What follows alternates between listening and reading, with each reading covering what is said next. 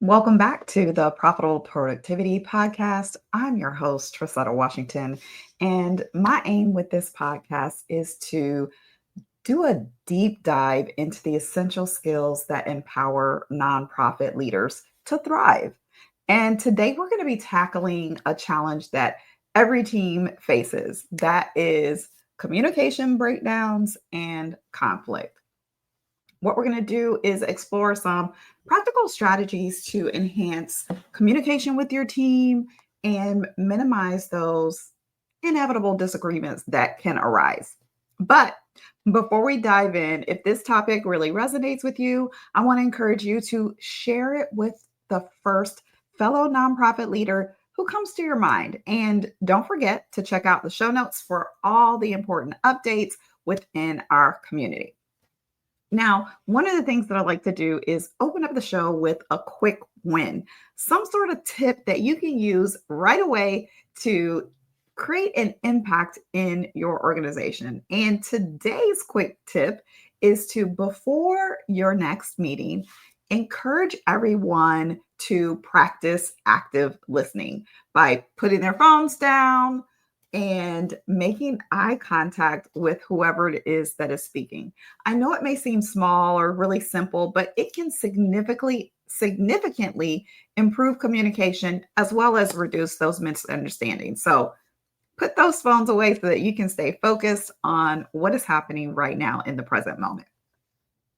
In fact, when it comes to effective communication, it's really the lifeblood of any successful team.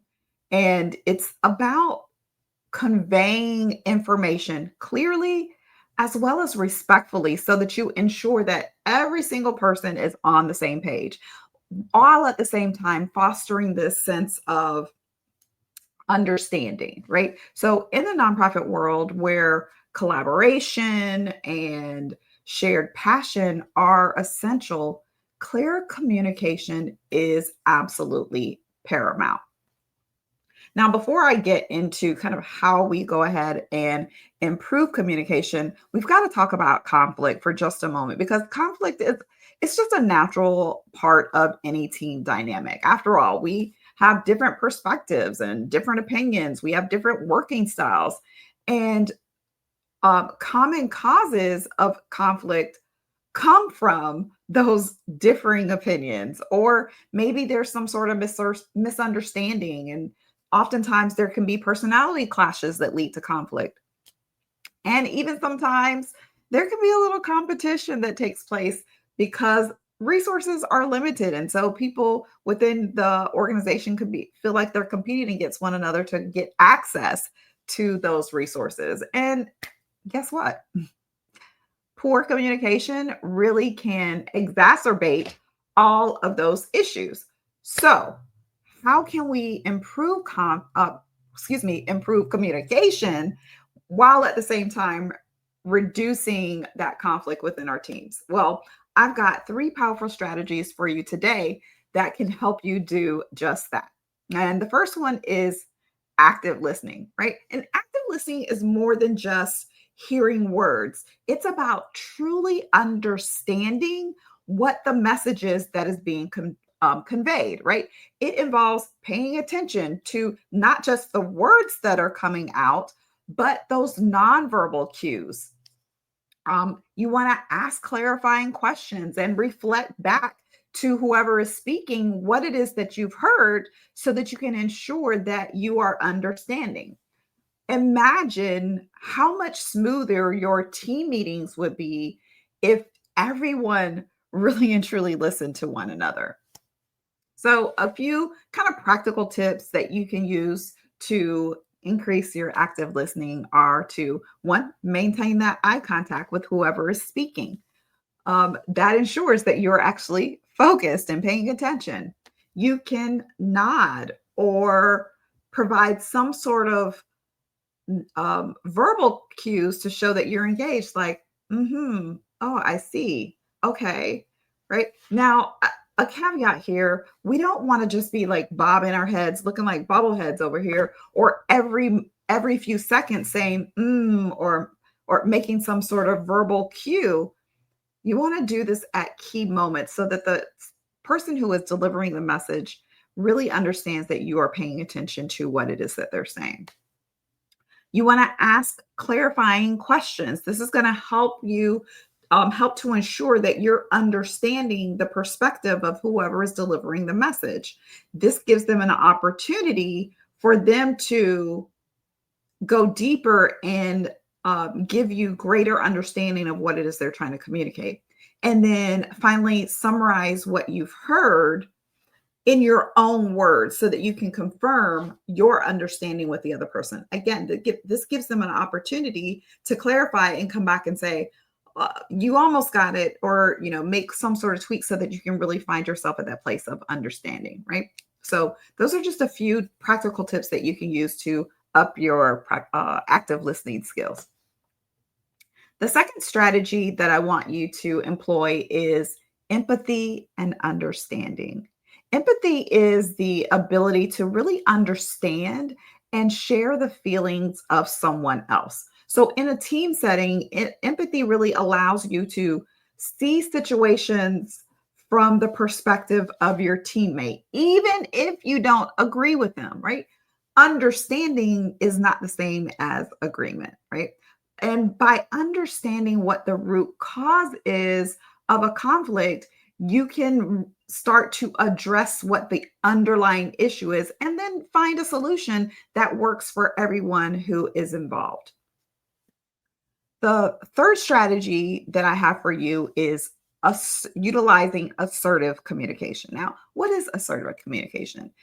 Assertive communication is about expressing what your needs are, expressing your opinions clearly and respectfully, but without being too aggressive or without being passive, right? So it involves using I statements to express what your feelings are and what your concerns are so that it doesn't come off as you blaming other people. For example, instead of saying, you always interrupt me, try saying, I feel frustrated when I'm interrupted before I can finish my thought, right? So,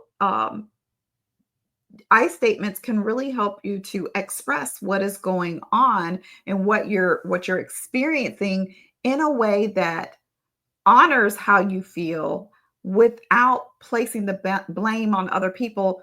Because when we do that, it can cause them to get in a place where they feel a little bit defensive. And I'm sure you've experienced that before, right? So those are the three strategies or the three ways that I would encourage you to um, to help you improve your communication and reduce that conflict. Now, now I want to talk about addressing and resolving conflict when it arises. So, of course, I've got a few strategies for you. First and foremost is to create a safe space for that dialogue, right? It's crucial that you create a respectful environment that feels safe for team members so that they can feel comfortable expressing what their thoughts are and what their feelings are without fear of judgment or without fear of retribution. You want to encourage during that process of communication, you want to encourage active listening and respectful communication so that things don't get too heated and get out of hand, right? So, but it begins with creating a safe space, a place where people feel comfortable to express what is happening or what's going on inside. Next, you want to make sure that you're focusing on actual behaviors, not interpretations. What do I mean by that? So, when you're addressing conflicts, you want to focus on what the observable behaviors are rather than making assumptions about the intentions of people, right? For example, instead of saying you're being disrespectful, try saying when you raised your voice, I felt disrespected, right? So again, this is um, um, using those I statements and expressing what is going on with you. Don't necessarily assume that that was the intention of the other person, right? And then finally, you want to find some sort of common ground or some sort of solution to resolve the conflict, right? You want to approach conflict resolution with a collaborative mindset, right? The goal here is to find a solution that works for everyone who is involved. And this often is going to require some compromise and flexibility from all parties who are involved, not just one person. We're trying to make this a win-win, not a you lose, I win scenario, right? So I want you to take a moment and reflect on your own team's communication. Are there any areas where you feel like maybe you could improve? How effectively do you feel like you handle conflict? Right. So if you, after reflecting, if you feel like you're ready to take your team's communication and conflict resolution skills to the next level, I encourage you to check out my Teamwork Tune Up Intensive.